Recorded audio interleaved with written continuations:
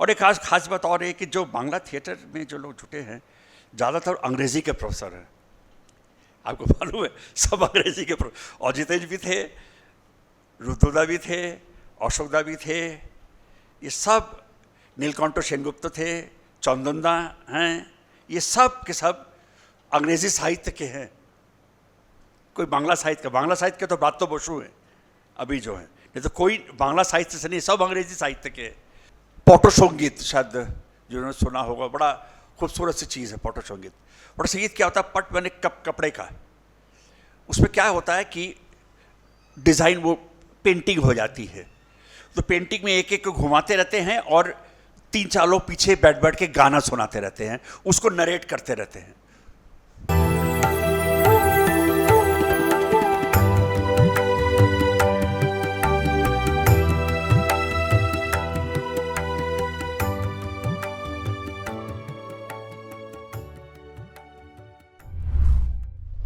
सांस्कृतिक केंद्र के उपनिदेशक मुकेश जी, अजय जी, सुषमा जी, विशेष जी, मालवीय जी भी दिखे मुझको, और मेरे सभी परिचित लोग, आप सबका हार्दिक अभिनंदन, स्वागत।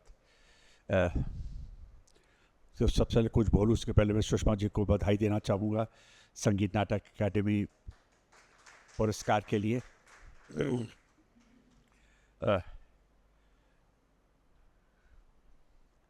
देखिए, मैं कोई नाट्यविद नहीं हूँ, ना ही मैंने कोई ऐसा पदनाम मुझको मिला है वरिष्ठ रंगकर्मी। मैं तो एक छोटा मोटा कार्य करने वाला हूँ। रंगमंच पे पर्दा खींचने से लेकर स्टेज में झाड़ू लगाना, रिहर्सल में चाय पिलाना से लेकर मुख्य अभिनय करना, निर्देशन करना, नाटक लिखना, सब कार्यों को मैंने किया है। मैं तो एक छोटा मोटा नाट्यकर्मी हूँ, उससे ज़्यादा और कुछ नहीं हूँ। इसलिए कोई नाट्यवेद या वरिष्ठ इन सब से मैं थोड़ा दूर ही रहता हूँ।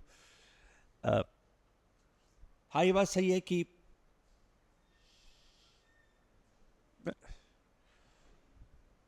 बांग्ला भाषी होने के कारण रंगमंच से मेरा विशेष जुड़ाव है।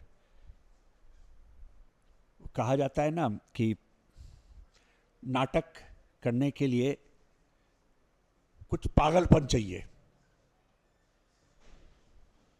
और बांग्ला में एक है बौद्धो पागल, माने जो बिल्कुल पागल हो, तो बंगाली उस बौद्धो पागल श्रेणी में आता है। वो पूर्णतः पागल है नाटक के पीछे। नहीं तो आप सोच सकते हैं कि कलकत्ता शहर में कम से कम 25 रंगमंच हैं, हर रोज एक नाटक होता है। आप सोच सकते हैं, और सैटरडे संडे को 2-2 इतने नाटक। इसका माने दर्शक हैं वहाँ पे, खाली नाटक करने वाला ही पागल नहीं है, बल्कि वहाँ का नाटक को देखने वाला भी उससे ज़्यादा पागल है, जो सब छोड़ छाड़ के दफ्तर से भागते हैं, फलाना शो होने वाला है, और उनको नॉलेज में सब है। जैसे हम लोग फिल्म के अभिनेता नेत्रियों के बारे में जानते हैं, वहाँ पर नाटक के लोगों के बारे में सबको बहुत ज्ञान होता है। उस पागलपन से, चूँकि और ये जो नाटक है वो मेरे खून में बसा हुआ है, कि मेरे पिताजी एक ज़माने में, आपने नाम सुना होगा, जब इलाहाबाद की बात चल रही थी, गन्स ग्रेट यूनियन नाट्य समिति, ये कड़लगंज में इस पर हुआ, आजकल शायद बंदी है, उसमें वो स्त्री चरित्र में अभिनय करते थे। बहुत खूबसूरत है देखने में, बहुत खूबसूरत है, गोरे चिट्टे, बहुत खूबसूरत। और जब मैंने तो कभी देखा नहीं, मेरे मदर बताती हैं कि जब वो लड़की का पूरा ड्रेस पहन के आते थे तो कोई पहचान नहीं पाता दूर से कि वो लड़का है कि लड़की। और उन्होंने बहुत ही शानदार किस्सा सुनाया कि उन्होंने कहा कि जब उनकी शादी हुई, सरस्वती पूजा के 2-3 दिन पहले या 4 दिन पहले उसको सरस्वती पूजा आ गया, और सरस्वती पूजा में हर जगह नाटक होता है। तो मेरे पिताजी ने नाटक किया स्त्री चरित्र में। उस समय जॉर्जेट की साड़ी जो होती है वो नई आई थी, तो शादी में मेरे मदर को जॉर्जेट की साड़ी मिली थी, लाल रंग की। उन्होंने वो जॉर्जेट का साड़ी पहना था, और नीचे उन्होंने वो पट्टा वाला अंडरवेयर पहन रखा था। तो मदर को आज भी वो किस्सा याद है कि पट्टा वाला अंडरवेयर, ऊपर से लाल रंग की जॉर्जेट की साड़ी। तो ये एक कितनी शानदार सी चीज़ें, कितने वो लोग सामान्य से चीज़ों को लेते थे। तो बांग्ला और ये कहा जाता है कि जहां 5 बंगाली मिल जाएंगे वहां 4-5 चीजें जरूर होंगी। एक स्कूल कॉलेज जरूर होगा। आपको मालूम है इलाहाबाद शहर में 4 बांग्ला स्कूल हैं, चारों के साथ मैं जुड़ा हूं, और चारों 110 से 170 साल पुराने हैं। आप सोच सकते हैं। एक कालीबाड़ी जरूर होगा, 170 साल पुराना। ठीक। दुर्गा पूजा जरूर होगा, 200 साल पुराने दुर्गा पूजा है। अतसुइया का सुना मैंने 200 के आसपास है। एक फुटबॉल क्लब जरूर होगा, और एक नाटक का ग्रुप जरूर होगा। 5 लोग मिल जाए, नाटक वहां जरूर करेंगे। ये उनकी पास टाइम मने के रूप में आता है, और वो नाटक जरूर करते हैं। इलाहाबाद शहर में भी वैसा ही हुआ। कई नाट्य गोष्ठियां शुरू की गई। नाटक के कारण ही ग्रुप्स बने, उत्कृष्ट प्रोडक्शंस हुए। धीरे धीरे हर चीज का एक वो होता आता है लोगों में। पर उसको सुनने से पहले हमको सोचना पड़ेगा नाटक की शुरुआत हुई कैसे। अब कोई जो भी इतिहास बताए, मैं तो एक चीज बताता हूं, जब से इस धरती पर दादा दादी नाना नानी और पोता पोतियों का जन्म हुआ, तब से नाटक शुरू हुआ। पहला नाटक जो था बच्चे के उसमें, वो दादी जब पोते पोतियों को कहानी सुनाती हैं, और बड़े नाटकीय अंदाज में, क्योंकि नाटक बने तो नरेशन है, नरेशन जिसमें वाचिक भी है, आंगिक भी है, सब तरह। पर वो जो दादी जो कहानी सुनाती है, वो एक वाचिक बोल के सुनाती है। वहीं से नाटक का शुरुआत हुई। आप जो भी कुछ कहिए, वही नरेशन, वही है नाटक का फर्स्ट लेसन। बांग्ला में ठाकुमार झूली माने दादी की झोल पोटली मैं दादी की कहानियां उसमें रहेंगी। तो कितने वहां से नाटक शुरू हुआ।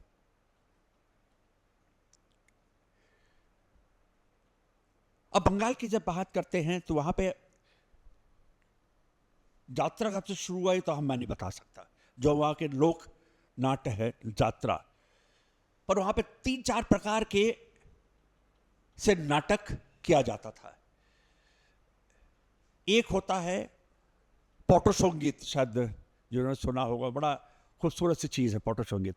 पौटो संगीत क्या होता है? पट बने कपड़े का, उसमें क्या होता है कि डिजाइन वो पेंटिंग हो जाती है। तो पेंटिंग में एक एक को घुमाते रहते हैं और 3-4 लोग पीछे बैठ बैठ के गाना सुनाते रहते हैं, उसको नरेट करते रहते हैं। अभी भी कुछ जगहों पर इस शैली की अभी है, पर गांव में पर वो धीरे धीरे खत्म होता गया है। पर उसका कई लोगों ने थिएटर में इस्तेमाल भी किया, कई लोगों ने।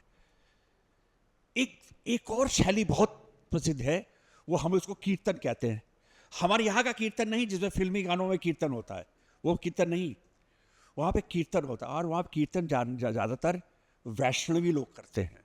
देखा होगा जो यहाँ तक तिलक लगाते हैं, वो विष्णु के, कृष्ण के भक्त होते हैं वो। और उनका जो उनके जो कीर्तन होता है, वो कीर्तन जो है श्री कृष्ण लीला पर ही आधारित होती है। श्री कृष्ण लीला, चैतन्य महाप्रभु, और बड़ा खूबसूरत वो गा गा कर रिसाइट करके सुनाते हैं। वो भी एक नाटक का एक रूप है। उसमें आंगिक कुछ नहीं है, हालांकि उस पर जो गाने वाला है अपने मंच पे खड़ा रहता है, बाकी बाजुनदार कहते हैं जो पीछे बैठे रहते हैं, वो लोग उनके साथ साथ गाते रहते हैं। वो भी एक नाटक का ही रूप है, जिसका प्रयोग देखिए, ये कीर्तन इतना फेमस है कि रविन्द्रनाथ टैगोर ने भी अपने कितने गीत कीर्तनांगिक कहते हैं, माने कीर्तन के धुन को आधारित करके बनाया है। वो आपको एकदम आकृष्ट कर लेगा, स्पेल बाउंड आप सुनेंगे उस कीर्तन को। जिस तरह से वो श्री कृष्ण लीला, राधा कृष्ण की लीला सुनाते हैं, जिस तरह चैतन्य महाप्रभु का सुनाते हैं। एक तीसरा रूप जो हम जो यात्रा कहते हैं, खुला मैदान, बीच में गोल मंच, मंच में अभिनय हो रहा है, सब गाने बजाने वाले पीछे, ऑडियंस चारों तरफ बैठी हुई है। आपने देखा होगा कि वो लोग वो चिल्ला चिल्ला के बोलते हैं। उसका सिर्फ कारण कोई ये फॉर्म नहीं है।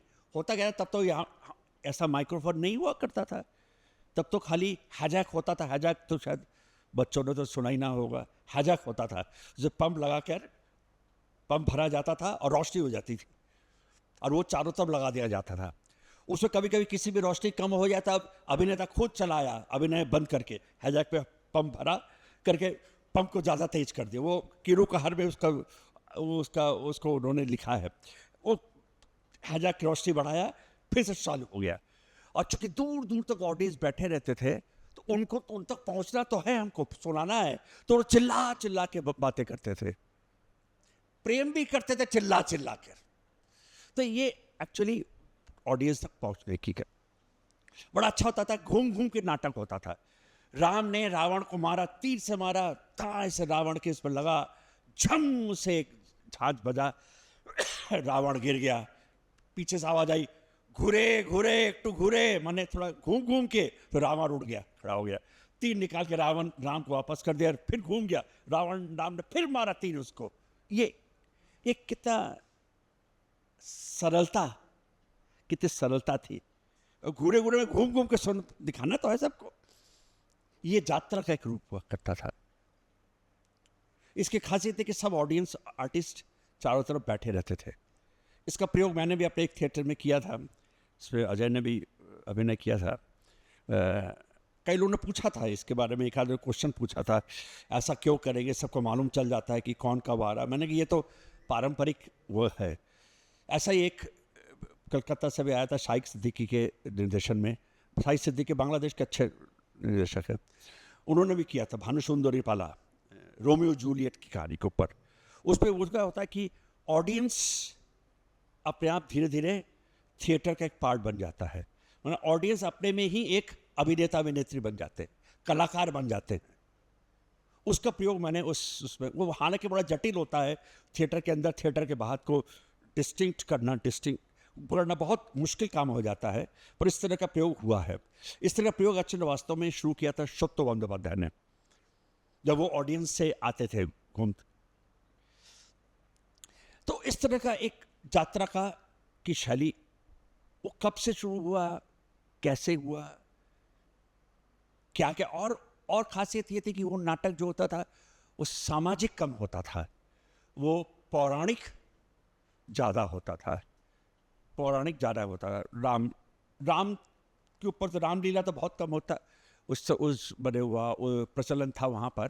कृष्ण लीला, शिव पार्वती,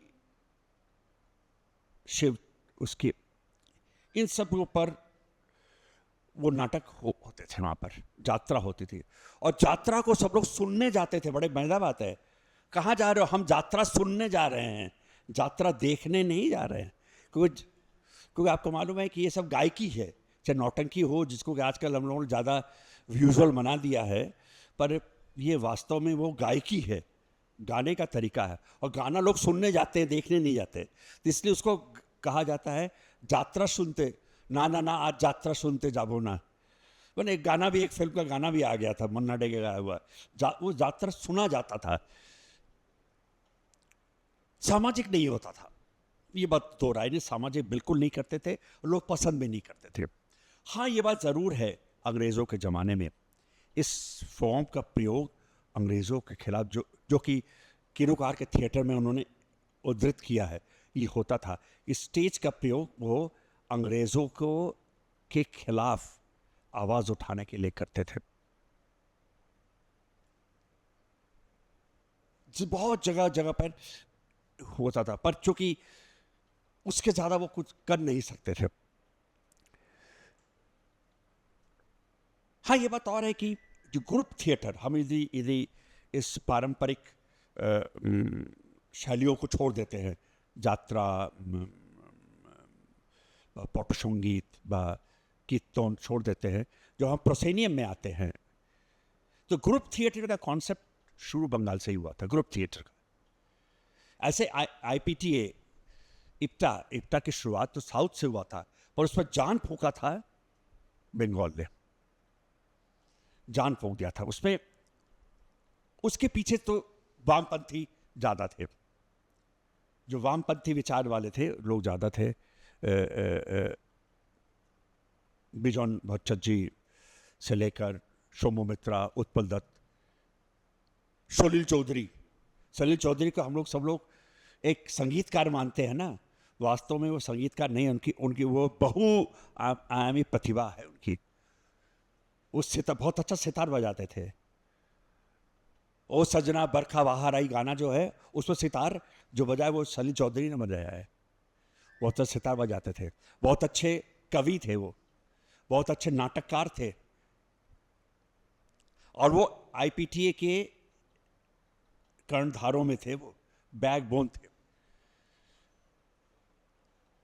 क्योंकि जब खोला था उसमें तो पंडित रविशंकर भी उसका पार्ट हुआ करते थे, पर वो बहुत ज़्यादा शुरू में चला नहीं। पर बंगाल में जब उसको, बंगाल के लोगों ने जब उसको हाथ में लिया तो उसको उन्होंने, पर वामपंथी विचारधारा के होते हुए भी नाटक का उन्होंने दुरुपयोग नहीं किया, बल्कि नाटक का प्रयोग उन्होंने अंग्रेजों के खिलाफ सबसे पहले बिजॉन भट्टाचार्य जी ने किया। नवान्न किया। नवान्न मैंने नया अन्न जब हार्वेस्ट हो जाता है उसको हम लोग नवान्न कहते हैं। तो नवान्न अब तो वहाँ का जो सेक्रेटेरिएट है उसका नाम ही नवान्न हो गया है। तो नवान्न बिजॉन भट्टाचार्य ने किया था। दीनबंधु मित्रो, उन्होंने कई नाटक लिखे, सामाजिक भी लिखे, 14वां एकादशी जैसे। उन्होंने लिखा एक नाटक नील दर्पण,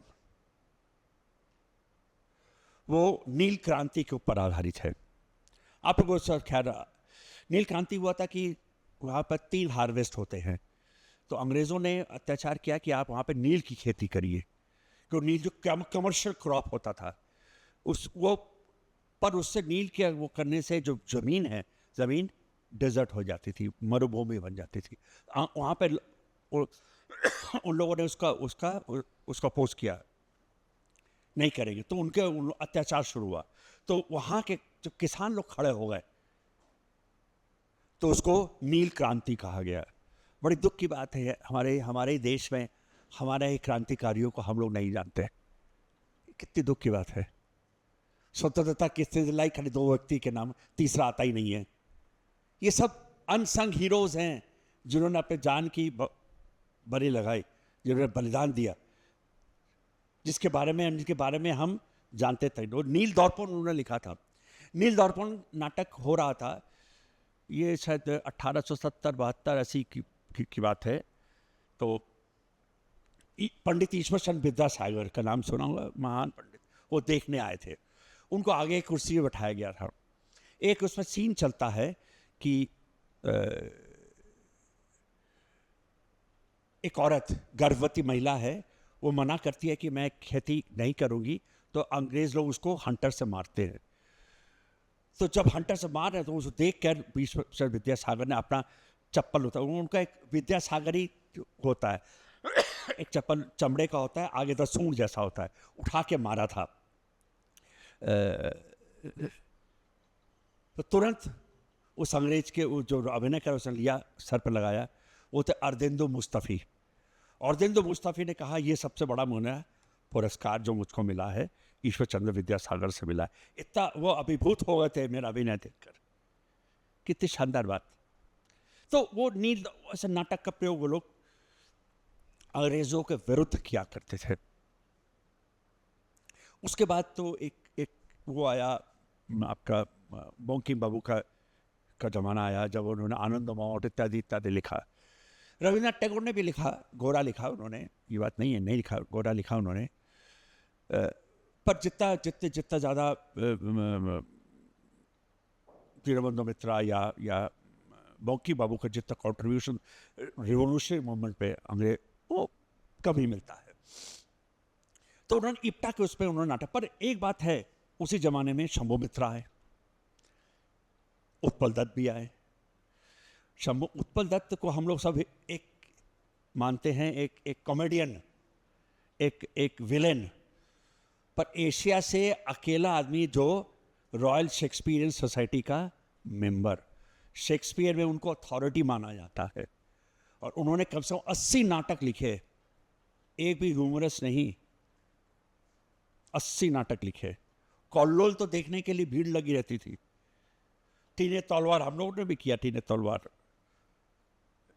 हेनरी डेरोजियो की लाइफ को लेकर उन्होंने टीने तलवार लिखा। हेनरी डेरोजियो ने हिंदू कॉलेज शुरू किया था। दाड़ा पोथिक बौर, माइकल मधुसूदन की लाइफ के ऊपर दाड़ा पोथिक बौर। तो उत्पल दत्त ने 80 नाटक लिखे हैं, आपको मालूम है, और उस नाटकों में 4-5 तो एकदम अंग्रेज़ों के खिलाफ राइफल, हालांकि कहीं पे उन्होंने अपना वामपंथी विचारधारा को जोड़ा नहीं, उन्होंने, ये बड़ी खासियत थी, उससे वो बचा के निकल के बड़ा फाइनर पॉइंट से लेके ले गए। लगा कि वामपंथी विचारधारा से प्रेरित हैं, पर वामपंथी विचारधारा नहीं है। उन्होंने राइफल लिखा, जलियांवाला बाग लिखा, शानदार यात्रा। सोमोमित्रा फेमस हुए, उन्होंने पाश्चात्य एवं बांग्ला, मान मौलिक बांग्ला, दोनों को उन्होंने आके रखा, जहाँ पे उन्होंने इब्सन का डॉल्स हाउस या एनिमी ऑफ द पीपल 200 चक्रों के नाम से किया। वहीं पे उन्होंने डाकघर और रॉक्तो कोरोवी भी किया। सोफोक्लिस का एंटिगने, एडिपस भी किया, आनुई का एंटिगने किया। पर वहाँ पे एक बड़ी खासियत थी उस समय, जो कि थिएटर में जनरली होता नहीं है, स्टार वैल्यू, वहाँ स्टार वैल्यू आ गई थी। इंटरेस्टिंग घटना है कि एक जब वो एडिपस हो रहा था, वो लाया नहीं, मेरे पास रखा हुआ था। एडिपस के समय का जो एडवर्टीजमेंट था, पेपर में आया था, उसमें लिखा था Bahurupee presents Shambhu Mitra as and in Oedipus. और शंभू मित्रा ज़्यादा, एडिपस छोटा। इसको लेकर सौमिक बंदोपाध्याय होते, एक होते ना बैड क्रिटिक, जो ने कभी स्टेज में अभिनय ना किया हो, पर अपने को बड़ा टॉप क्लास का क्रिटिक बात, उन्होंने बड़ा लिखा, चढ़पड़ी किया। पर एडिपस को देखने के लिए लोग भीड़ जमा हो जाती थी। और एक खास बात है, जब उन्होंने नाटक छोड़ दिया था, आँख उनका खराब हो चुका था, वो बहुत अच्छा रेजिस्ट्रेशन बहुत अच्छा करते थे, वो बहुत अच्छा रेजिस्ट्रेशन करते थे। तो उन्होंने जब नाटक छोड़ दिया तो उनकी बेटी ने उन्होंने वो किया, वो ना पंचम बौद्धिक नाम से एक नाट्य ग्रुप बनाया, पंचम बौद्धिक। उन्होंने कहा कि आखिरी 5 शो 200 चक्रों के, 2 चक्रों में एनिमी ऑफ द पीपल का। आपको मालूम है, जब शो पहला दिन टिकट का शुरू हुआ था, 1 घंटे में ही 5 दिन के टिकट बिक गए थे। आप सोच सकते हैं। जोगेश दत्ता जो माइन, जोगेश दत्ता जो माइन अकेडमी है, जोगेश दत्ता आखिरी शो रविंद्र सौदन में चल रहा था। रविंद्र सौदन 1800 का कैपेसिटी। रविंद्र सौदन में जब वो आखिरी शो कर रहे थे जोगेश दत्ता, वो भरा गैलरी की, जहाँ पैदल चलने वाले जगह वहाँ भर गया। बाहर उतने आदमी खड़े थे। जब शो जोगेश दत्ता का ख़त्म हुआ, आखिरी शो, तो लोगों ने आकर हाथ जोड़ के कहा, आप खाली 5 मिनट चबूतरे में जाकर 5 मिनट आप अपना शो दिखा दीजिए, जिससे जनता खुश हो जाए, चली जाए, नहीं तो गेट क्रैश हो जाएगा, आग लग जाएगी। योगेश दत्ता बाहर निकले। जिन्होंने रविंद्र सौदन देखा होगा, वो चबूतरा है बहुत बड़ा सा, उस चबूतरे में खड़े होकर वो हल्के लाइट में उन्होंने 5 मिनट शो किया। उसको देख के लोग धन्य हो गए और कहा कि यह उनका आखिरी शो था। वही शंभू मित्रा को मिला था सम्मान। उसके बाद जो आपको मालूम है कि थिएटर है तो विभाजन, डिवीजन, सब डिवीजन होता ही रहता है। पर बहुरूपी को कहा गया, हम तो बहुरूपी को कहते हैं नेशनल स्कूल ऑफ ड्रामा। जो एक बार बहुरूपी में घुस गया था, वो एकदम टॉप क्लास का आर्टिस्ट बन के निकला था। रुद्रदा, रुद्र प्रसाद सेनगुप्ता, विभास दा, अशोक दा, और जितेश बंदोपाध्याय, ये सब, तृप्ति मित्रा। तो सबसे पहले तृप्ति मित्रा उनकी वाइफ निकली। वो, मैंने कभी उनका अभिनय नहीं देखा। मुझको डॉक्टर बालकृष्ण मालवीय जी बता रहे थे, उन्होंने अपराजिता देखा था उनका। वो शायद पहला नाटक था जो कि सोलो परफॉर्मेंस, एक चेयर, एक टेबल, टेबल के ऊपर लाइट और एक टेलीफोन, इस पर 1.5 घंटा उन्होंने अभिनय किया था। उन्होंने कहा था that was the last word in acting. हालांकि मुझको देखने का मौका नहीं मिला। उन्होंने कई फिल्मों में भी अभिनय किया। ये निकले, इन्होंने अपना अपना ग्रुप बनाना शुरू किया। उससे निकल कर नांदीकार बना, जिसपे रुद्रप्रसाद सेनगुप्ता और जितेश बंदोपाध्याय। इनके बारे में मैं जरूर बताऊंगा आपको। और जितेश बंदोपाध्याय की 52 साल की उम्र में मृत्यु हो गई। वो 15-20 साल और जिंदा रहते क्या। और जितेश बंदोपाध्याय की खासियत थी, उन्होंने हर पाश्चात्य नाटक का भारतीयकरण किया। जो शेर अफगान करते हैं वो आशु, वो ओरिजिनल स्क्रिप्टिंग अजितेश का है, अजितेश का। ऐसे ऐसे नाटक लिखे। जिगर जागर से उन्होंने फुटबॉल बनाया। क्योंकि फुटबॉल का ये होता है कि बंगाल में, मैंने बताया फुटबॉल टीम होती है ईस्ट बंगाल और वेस्ट बंगाल। ईस्ट बंगाल जो बांग्लादेश वाले, वेस्ट बंगाल जो हम लोग, वेस्ट बंगाल। तो ईस्ट बंगाल की एक फुटबॉल टीम है, तो वेस्ट बंगाल वालों ने भी मोहन बागान बना लिया। तो हर खेल में East Bengal versus West Bengal एक। और जिस दिन ईस्ट बंगाल वेस्ट बंगाल का मैच है, उस दिन समझ लीजिए गृह युद्ध, पूरे बंगाल में गृह युद्ध। मछली का यदि ईस्ट बंगाल जीत गया तो मछली के दाम 1000 से 3000 रुपए किलो हो जाएगा। सब मछली लेके घुस रहे, आज ईस्ट बंगाल जीत गया। तो ये वो क्या ना चीज में पागलपन है वहां पर ईस्ट बंगाल। तो उन्होंने जिगर जागा लिखा, चेरीज ऑर्चर्ड लिखा, चेरी ऑर्चर्ड को मंजूरी, आमिर मंजूरी। ऐसा उन्होंने कई नाटकों का, 3 पेनी ऑपेरा का 3 पौषार पाला, 2 कौड़ी काल जिसको बाद में उसका कई, उसको तो हजारों रूप हो। और जितेश बंदोपाध्याय का जो स्क्रिप्ट है वो दी बेस्ट कहा ही गया है। पहली बार उन्होंने स्टेज में एक्रोबैट किया था, घुमंडी खा के गिरे थे, वो बहुत शानदार उन्होंने किया था। 3 घंटे का नाटक। कोई बांग्ला में नाटक जो होते हैं वो 1-1.5 घंटे का नाटक कोई देखता नहीं है, जब सब 2-2.5 घंटा हो। अच्छा 1 घंटे का नाटक है, जैसे यहाँ 1.5 घंटा सर है, 1.5 घंटा, तो वहाँ पे 1.5 घंटे को वो करते, कब से 2 घंटा होना चाहिए नाटक। तो उन्होंने देखा और फुटबॉल को उन्होंने इतना शानदार, पूरा बंगाल को उन्होंने उस पृष्ठभूमि में ले आए थे फुटबॉल के माध्यम से। फिल्मों में अभिनय किया, बहुत खूबसूरत, 6 फुट हाइट, गोरे चिट्टे, कर्ली हेयर्स, क्या गले की आवाज़, क्या अंग्रेज़ी, क्या।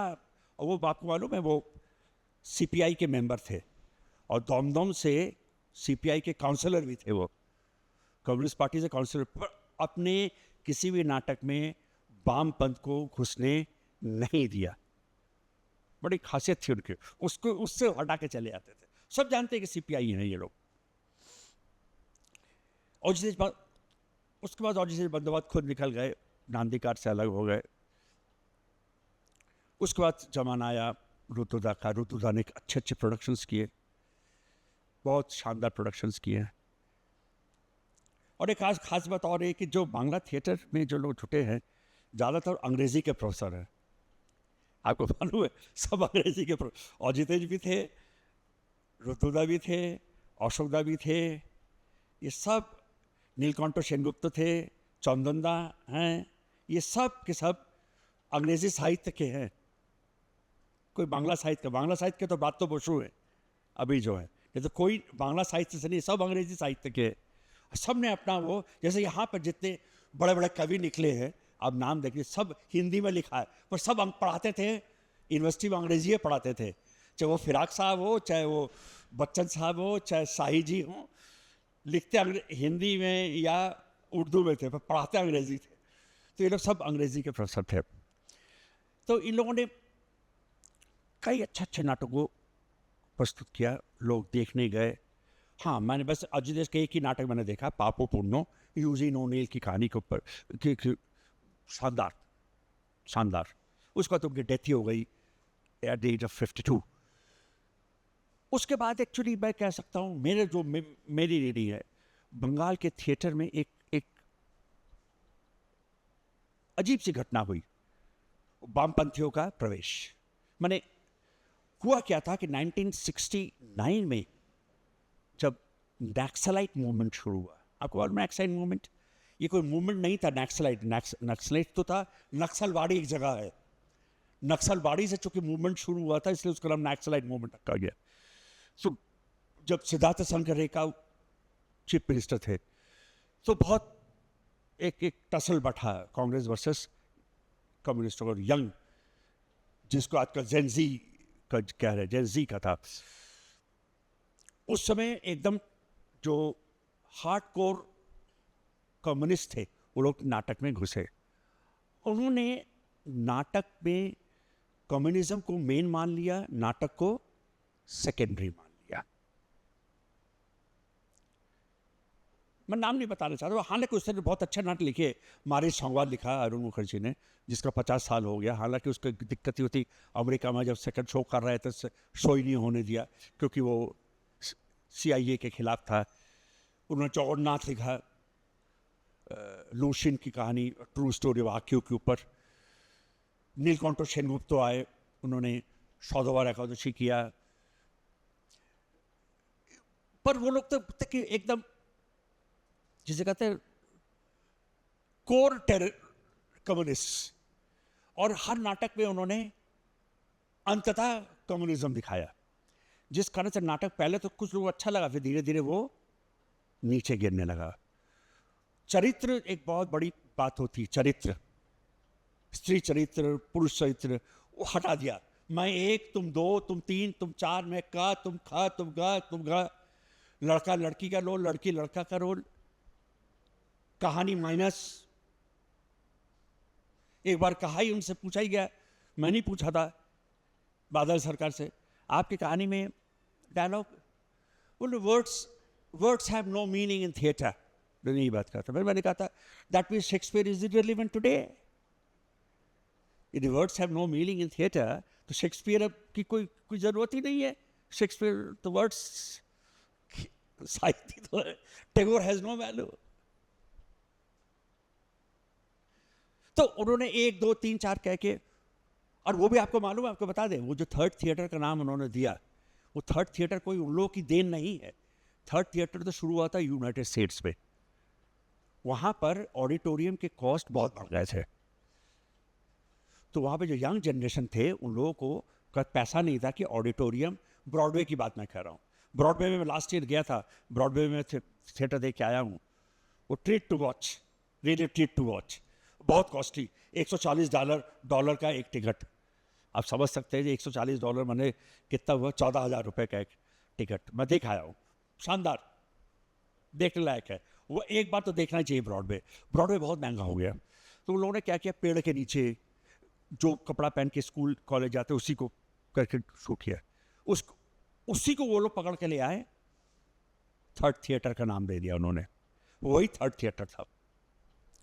पर वो बहुत ज़्यादा दिन चला नहीं, 70s लोग उसको ऊबने से लगे। तो फिर नया, जब आपको मालूम है, जब भी कुछ हो जाता है, एक उबाई सी हो जाती है, स्ट्रेस होता है, तभी क्रिएटिविटी आती है। उसी समय एकदम उप चढ़ गए मनोज मित्रा। मनोज मित्रा से पहले भी लिखते थे, पर उनको बहुत ज़्यादा सब लोग क्लब थिएटर कह के बोल। अभी ब्रात्य बसु से 5-6 साल पहले जब मिनिस्टर नहीं थे, मुलाकात उनका कन्यादान देखने गया था, तो मेरी बेटी ने कहा कि अच्छा आप ब्रात्य बसु हैं, आपका नाटक हमने किया है। अरे बाप रे, तुमने हमारा नाटक किया? क्लब में तो मनोज मित्रा का नाटक होता है। पर ये उनमें हैकड़ी थी, क्लब में मनोज मित्रा का नाटक। फिर मनोज मित्रा ने नाटक लिख दिया, कई अच्छे नाटक लिखे उस समय पर। उनको उन्होंने पाखी बहुत अच्छा नाटक लिखा उन्होंने, बहुत ही अच्छा नाटक। कहानी सुना था छोटे संक्षेप में, एक मिडिल इनकम ग्रुप के हस्बैंड वाइफ का मैरिज एनिवर्सरी, तो वो अपने बॉस को बुलाते हैं दावत पे, पैसा नहीं था तो उससे प्रोविडेंट फंड से पैसा निकाल के रात को तैयारी करके बैठे हुए हैं सब लोग, आज अभी बॉस आएंगे, अभी बॉस आएंगे। रात 9 बजे तक बॉस नहीं आए। कुछ देर बाद उसका ड्राइवर आया फूलों का गुच्छा लेके, बॉस बहुत बिजी हैं, आज वो आ नहीं पाएंगे। तो उन्होंने कहा चले हम हमारा तुम्हारा मैनेज यूनिवर्सिटी, तो हम दोनों ही खाते हैं। मैंने वो बहुत शानदार, बड़ी स्वीट रोमांटिक। टापुर टुपुर लिखा, एक गांव के वो शादी करके बाहर जाते हैं, हनीमून में जाते हैं, उसको टापुर टुपुर लिखा उन्होंने। शानदार नाटकों का रखी। उसी समय उन्होंने बंछाराम के बगिया का लिख डाला। और एक क्रेडिट तो हम लोगों को जाता है रूपकथा को। बंछाराम के बगिया भारतवर्ष के हर भाषा में खेला गया है। पहला तो हम हैं जो अदर दैन बांग्ला किया है। और मनोज दा का तो मेरे, आप तो इस दुनिया में नहीं है, मेरे साथ व्यक्तिगत होता और हमेशा कादाशिप, तुम मेरे नाटकों को हिंदी में करोगे तुमको खुला, हमको हमेशा फ्रीडम है। तो जब चाहो मेरे नाटक को हिंदी, वो किनुका थिएटर भी देखने आए थे, चाकबागा मोतू में देखने आए थे, तो हिंदी में कैसे करते हो इन सब नाटकों को। तो उनके नाटक होने लगे मनोज दा। उसके बाद सामाजिक नाटकों का चाल शुरू। सामाजिक माने जिसके पृष्ठभूमि, जिसकी कहानी सामाजिक हो। तभी चौधरी सिंह ने दाय बौद्धो लिख डाला, जिसको मैंने हिंदी में किया। 700 शो हो गए, 700 शो। क्योंकि एक ऑल ऑफ अ सडन लोगों को लगा उस मैं तुम 1 2 3 4 के बाद एक कहानी नजर आई उनको। 700 हाउसफुल शोज, सोच सकते हैं। यहाँ पे एक NSD के आए थे, नाम नहीं बताऊंगा, उन्होंने मेरा दाय बौद्धो देख के बताया, अरे ये तो नाटक में क्या है। मैंने कहा हाँ ये बात है कि जो नाटक कलकत्ते में 700 शो हो जाए उसको नाटक कहना पड़ेगा। जनता वहां पे ऐसी बेवकूफ नहीं है कि 700 शो देखे जाए। अभी चंदन आ रहे हैं, हमारे यहाँ आ रहे हैं 31 नवंबर को, 31 अक्टूबर 1 नवंबर को अपना शो करने आ रहे हैं। एक परिवर्तन आया, अच्छा सामाजिक नाटक होने लगे। बंगाल की एक और खासियत ये है, आपको मालूम है कि 2 साल पहले बंगला थिएटर का 200 साल था। 200 साल सब ग्रुप ने तय किया है 100 साल पुराना कोई ना कोई नाटक हम लोग करेंगे। तो लोग, अभी मैंने एक नाटक देखा उसका मानमोई गर्ल्स स्कूल, दुर्गा पूजा के समय मैंने देखा था। 50 साल बाद मैंने देखा, उसी परिप्रेक्ष्य में उसी तरीके से सब लोग बोलते हुए, बहुत अच्छा लगा देखने में। सब लोगों ने एक 100 साल पुराने नाटक को। जब भी हम नाटक की बात करेंगे, हाँ 2-3 लोगों को मैं जरूर एक याद करूंगा। एक है गिरीश घोष, जो कलकत्ता गए होंगे, बाग बाजार गए होंगे, देखा हो गिरीश घोष की स्टैचू लगी हुई है। गिरीश घोष, उनको कहा गया था Shakespeare of Indian theatre. Wilson company में नौकरी करते थे, बहुत विद्वान, अंग्रेजी और बांग्ला साहित्य के वो थे। और उनको बस 2 ही चीज़ का शौक था, शराब और नाटक। उन्होंने चैतन्य लीला लिखा, नाटक लिखा, जिसको देख रामकृष्ण परमहंस देव खुद आए थे। अमृतलाल बोस अभिनय करते थे और देवेंद्र मुस्तफी अभिनय करते थे। उन्होंने इंट्रोड्यूस किया विनोदिनी को, जिनको हम लोग नोटी विनोदिनी के नाम से कहते हैं। वो एक वेश्या, उसको थिएटर में ले आए। उसका रूप, उसका गाना, उसकी मधुर आवाज़, उसके बोलने का स्टाइल देख के इतने मुग्ध हुए। चैतन्य लीला में वो गौदाई मादाई का रोल कर रहे थे। तो बहुत अच्छा हुआ कि जब वो देखने आए, रामकृष्ण देखने आए, उन्होंने पहचान नहीं पाए कि वो लड़की है कि लड़का। ये साल नोटी विनोदिनी का आखिर लास्ट ईयर 150 साल था उनका। कब 10 नाटक इस समय विनोदिनी के जीवन के ऊपर, ये बायोग्राफिक प्लेस इस समय बहुत चल रहा है कलकत्ते में, विनोदिनी की लाइफ के ऊपर। मेघनाथ शाह जो हमारे इलाहाबाद के, मेघनाथ शाह फिजिक्स डिपार्टमेंट के लाइफ के ऊपर है, सोमो मित्रा के लाइफ के ऊपर है, उत्पल दत्त के लाइफ के ऊपर है। कई लोगों ने वो किया और वहाँ पे लोग एक्सपेरिमेंट बड़ा अच्छा करते हैं। हमको अभी नाटक मैंने जब ये बात आई गिरीश घोष की, और एक नाटक लिया था बिल्लो मंगो कब्बो। उन नाटक को करना जितना मुश्किल है समझना भी उतना ही मुश्किल, तो इतना बड़ी बड़ी भाषा का प्रयोग किया है। तो उज्ज्वल चट्टोपाध्याय वहाँ पे हैं, वो प्रेसिडेंसी कॉलेज में इकोनॉमिक्स में प्रोफेसर हैं। उन्होंने उसका स्क्रिप्टिंग किया, जो कि आप सुषमा जी आप लिखती हैं तो आप लेके एक वो है, उन्होंने बहुत अच्छा वो किया। उन्होंने क्या किया, जैसे थीसिस लिखा जाता है, थीसिस के रूप में नाटक को लिखा उन्होंने क्या किया कि क्योंकि वो बांग्ला इतनी क्लिष्ट बांग्ला है, उसको ऑडियंस तक पहुंचाना मुश्किल है। वो खड़े होकर पहले, जैसे हम लोग क्लास में लेक्चर देके फिर हम लोग साइट करते हैं ना, फलाने पेज में, फलाने किताब के फलाने पेज में लिखा हुआ है, तो फलाने पेज में ये लिखा है करके फिर वो वाला उसमें चले आए, फिर चले आए। बहुत बहुत अच्छा लगा मुझको। हालांकि विवासदार ने कहा कि नहीं आशिम तुम क्या कह रहे हो, तुमको अच्छा लगा। मैंने कहा देखिए सर, मैं पढ़ाने वाला आदमी हूँ, हम लोग ऐसे थिएटिकल चीज़ें बड़ी अच्छी लगती है हमको।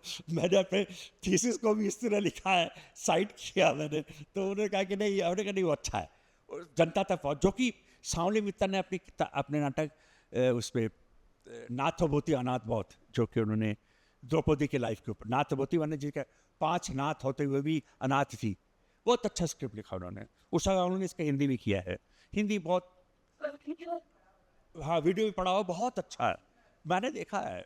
उसके लिए वो 1.5-2 महीना तीजन भाई क्या रुकी थी वो छत्तीसगढ़ में, तो फोर्ट फाउंडेशन का पैसे से किया था उन्होंने, फोर्ट फाउंडेशन के उससे। हालांकि वो लोग थे वामपंथी, पर फोर्ट फाउंडेशन पैसा जरूर लेते थे वो लोग, ये जरूर बात थी। तो उन्होंने उसमें भी उन्होंने उसका प्रयोग किया है। कोई लिखने के बाद खड़ी हो गए मंच पर, इस तरह एक डायलॉग, फलाने ने अपने किताब के फलाने पेज में कृष्ण के इस संलाप के ऊपर ये कहा है, फिर वो चौफर चली, वो अच्छा, I like it, theoretically it's good, theoretically से अच्छा लगा। आप उसको एक्सप्लेन करके देखिएगा, अच्छा लगेगा, आपको भी अच्छा लगेगा। उसमें उस पर डेप्थ मालूम चलता है कि प्ले राइट का डेप्थ कितना है, कितना उसने वो किया है। वो करते करते जब वर्तमान समय की बात करते हैं, वर्तमान समय बड़ा बड़ा अच्छा आया है। वाम सरकार का 25 साल हुआ, वो लोग अपना गाना शुरू किए, उनके विरोधियों ने अपना गाना शुरू कर दिया। वहाँ पे ब्रात्यो बसु एक आए, जो कि अभी मिनिस्टर थे, वो बड़े अच्छे, में से मैं तो नाम लेके पुकारता हूँ उनको, तृणमूल में वो थे, वो से बहुत छोटे भी हैं, प्रेसिडेंसी कॉलेज में बांग्ला साहित्य के वो। उन्होंने एक नाटक लिखा ओइंकल टू इंकल, बहुत शानदार नाटक। एक आदमी 25 साल बाद जगा है, तो उसको बंगाल कैसा लगा, बहुत ट्विस्ट में, एकदम टाइट डायलॉग, टाइट वो। रजताभ दत्त, देव शंकर हलदार, इन्होंने बहुत अच्छा किया। ब्रात्यो ने बहुत अच्छे अच्छे नाटक लिखे। और बायोग्राफिक प्ले में श्री श्री अरविंदो के ऊपर उन्होंने एक बोमा नाटक लिखा। बोमा कांड हुआ था, अरविंदो घोष तो एक रिवोल्यूशनरी थे ना वो, उससे उसके बाद स्पिरिचुअल लीडर बने।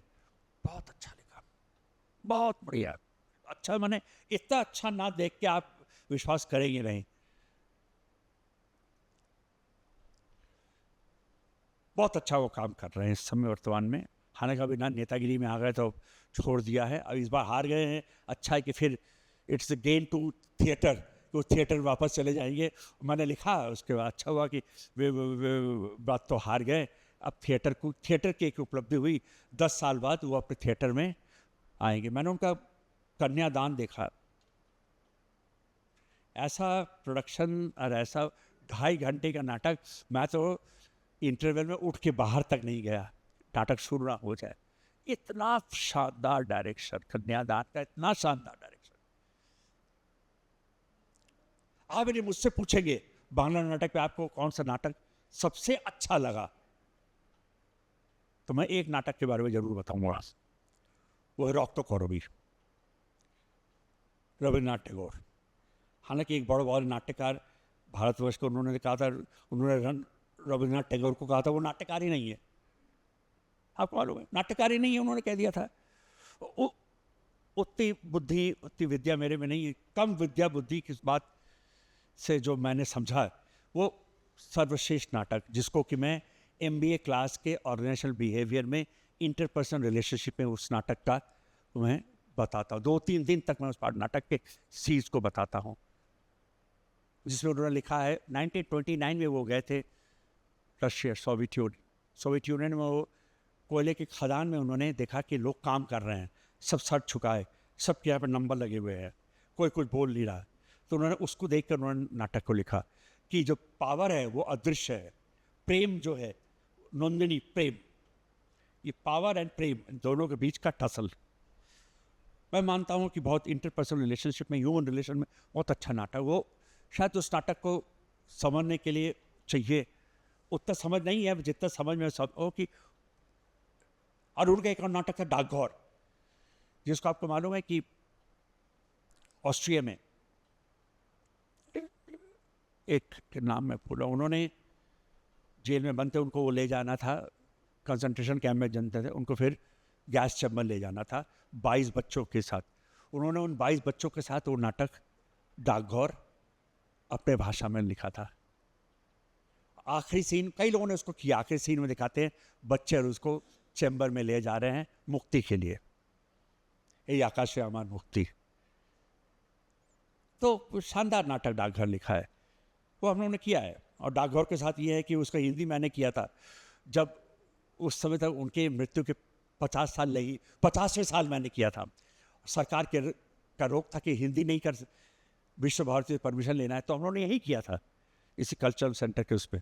और उस पर हमने अपना नाम नहीं लिखा था, डाकघर हिंदी भी नहीं लिखा था, किया हिंदी में था, क्योंकि आने से मेरे अगेंस्ट FIR हो जाएगा, तो उन्होंने हिंदी में किया था। बहुत शानदार नाटक है, तो मैं मानता हूँ वो शानदार प्ले राइट है। इलाहाबाद शहर फिर नाटक में देखिए जोर तो बांग्ला नाटक का बहुत ज़्यादा था। ग्रेट यूरो नाट्य समिति, इलाहाबाद स्पोर्टिंग क्लब, लोकरगंज क्लब, ये सब पुराने पुराने हैं जो लोगों ने बांग्ला नाटक किए थे। उसके पहले हम लोग नाटक के जो परंपरा है वो जब से दुर्गा पूजा शुरू हुआ तब से यहाँ पर नाटक भी शुरू हो गया। दुर्गा पूजा के 4 दिन नाटक हुआ करते थे। और शैलेश गुह नियोगी एक बहुत पॉपुलर प्ले राइट है, जिनके नाटक दुर्गा पूजा पंडाल में बहुत होते हैं। उनका फांस से कहानी है, हंसी मजाक की कहानी है, मैंने ऐसे ही चलता फिरता नाटक वो बहुत हुआ है। उसके बाद धीरे धीरे उसको पॉपुलराइज किया गया, ग्रुप थिएटर में कन्वर्ट किया गया। ग्रुप थिएटर बहुत ज़्यादा नहीं, पर रूपकथा जब हम लोगों ने शो किया, हम लोगों ने इन ट्रू सेंस एक ग्रुप थिएटर के रूप में काम किया। हम लोगों ने एज ए ग्रुप कमर्शियली काम किया, बट हम लोग एमेचर थे उस पर। और हम लोग की खासियत ये थी कि हम लोग हर नाटक का पहले बांग्ला करते थे, उसके बाद उसका हिंदी करते थे। एक नाटक तो एक ही दिन पहले हम लोगों ने बांग्ला किया, उन्हीं कलाकारों ने उसका 6 बजे से हिंदी किया। ये हम लोगों ने किया था, क्योंकि हम लोग द्विभाषीय होने के कारण उसका किया था। धीरे धीरे बांग्ला रंगमंच की भी दुर्गति हुई। हिंदी के बारे में तो बताऊंगा नहीं, हिंदी तो बहुत ही उन्नतशील है। जब तक 31 मार्च रहेगा तब तक हिंदी नाटक भी जीवित रहेगा। तो बहुत अच्छे नाटक होते हैं, हिंदी में अच्छे नाटक होते हैं। हमने उत्कृष्ट नाटक देखे भी हैं।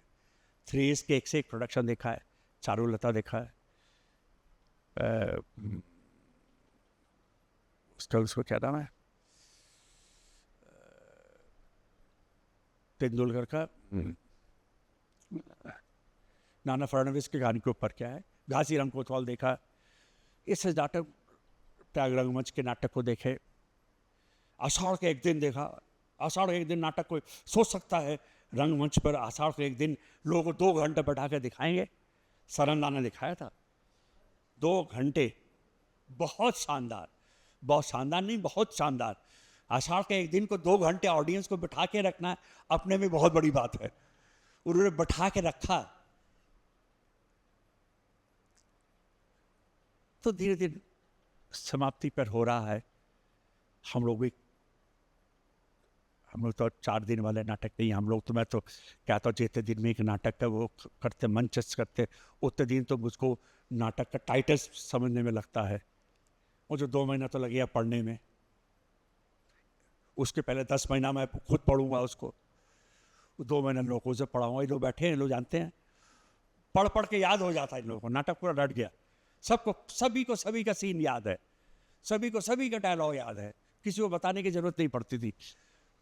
स्टेज पे करें, किसी की जरूरत नहीं, वो कोई भूल भी गया तो दूसरा वाला धीरे से प्रॉम्प्ट कर देता था। बल्कि यही एक टोटल थिएटर है, दिस इज टोटल थिएटर। आपका 2 मिनट का भी रोल हो और आपका प्रेजेंस तभी मालूम होगा जबकि आप अपने सह कला, क्योंकि theatre is a group art, अकेले का तो है नहीं। आपने बहुत अच्छा गाना गा लिया, उससे तो नहीं बनेगा। आप उतने अच्छे हैं तभी, जबकि आपके साथ के कलाकार अच्छे हैं तभी आप अच्छे हैं। यही है बांग्ला रंगमंच की कहानी। हालांकि संक्षेप में तो कहना मुश्किल है इस बांग्ला की, इतना बड़ा रंगमंच है। एक बार मुझको हम लोग थिएटर कर रहे थे, हमसे दूरदर्शन वाले आए थे पूछने के लिए आपने कलकत्ता में थिएटर फेस्टिवल क्यों करवाया, तो मैंने कहा कि वही मैंने बताया, कहीं पे कोई पागलपन है तो वही कलकत्ते में है। तो देखिए मैं चाकदाम और खासियत से देखिए 20-25 जितने म्यूनिसिपल वार्ड्स हैं, हर वार्ड में एक एक, जितने पंचायत हैं हर पंचायत को सरकार ने पैसा दिया है एक ऑडिटोरियम खोलने। जिस तरह आप लोग ऑडिटोरियम में हम लोग खुद करके आए हैं, गांव एकदम पगडंडी से जाना पड़ा, पर रंगमंच उनका देखिए शानदार। और 6 बजे से लंबी लाइन लगी हुई है, लोग थिएटर देखने आ रहे हैं हर पंचायत एरिया में एक, सरकार ने पैसा दिया। तो इस तरह की सरकार से हम लोगों को वो होना बहुत आवश्यक है, नहीं तो होता। और उसके साथ साथ लोगों का लगाव, वैसा ही लगाव चाहिए, ऑडियंस का वैसा ही लगाव चाहिए, ठीक है। तो उसका कोई प्रश्न होगा? Thank you very much. प्रश्न बहुत बहुत धन्यवाद सर, बांग्ला रंगमंच पर आपने इतने विस्तार से बात की, जिसकी जानकारी शायद हम लोग को नहीं थी वो आपने बताई। हमारे बीच दर्शक उपस्थित हैं, श्रोता उपस्थित हैं, अगर उनका कोई भी प्रश्न बांग्ला रंगमंच को लेकर हो तो सर यहाँ हैं, आप अपनी जिज्ञासा मिटा सकते हैं, पूछ सकते हैं। ये संस्कृत एवं कला साधकों से संवाद है, तो मुझे लग रहा है कि ये प्रश्न यहाँ पे मैं पूछ सकता हूँ।